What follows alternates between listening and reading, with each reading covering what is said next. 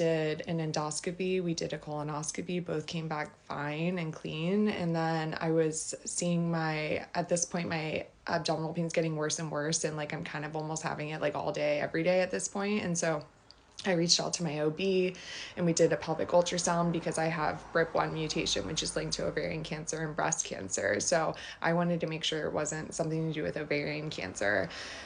So we did a pelvic ultrasound. It showed a large cyst had burst. So she thought maybe my pain could be from that. We weren't really sure.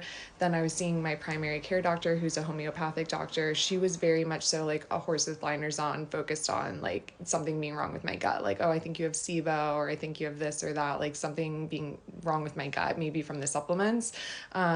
So we were running stool samples, doing, all this different testing. And all the while, so this is from like mid-December to fast forward to beginning of February, my symptoms have gotten so severe to the point where I have abdominal pain. I even have back pain.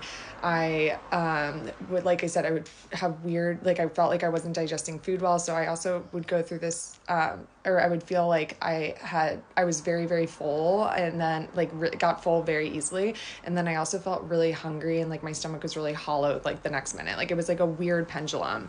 And but by the time it's mid-February at this point, I'm still waiting on like my stool sample results and like testing from my doctor and this and that, and things are just getting worse and worse.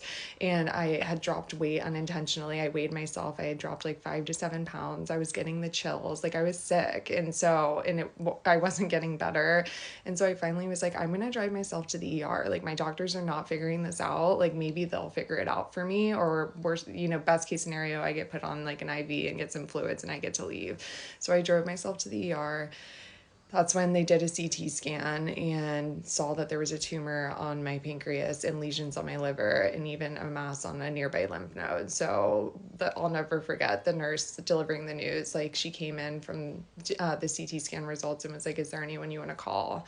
And I was like, "Why?" And she was like, "'Cause it's bad." And she looked like she was gonna cry, and it was absolutely horrible. It was the worst day of my life. And so we obviously called my husband, Michael, and had to get childcare for Quinn, and Michael came running to the hospital, and I didn't leave the hospital for like 2 days because I slept there, so I never left. I was there for about 2 nights while they did the biopsy and everything else, and just to confirm it was pancreatic cancer. So it was horrible. It was a nightmare.